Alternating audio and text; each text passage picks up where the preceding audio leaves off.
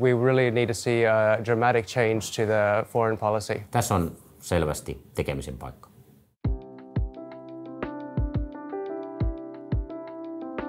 Jokainen on se oma yksilönsä, jotka tänne Suomeen tulee, ja heitä pitäisi myöskin sellaisena kohdella. If we choose for no migration, then I think we are going to struggle for talent.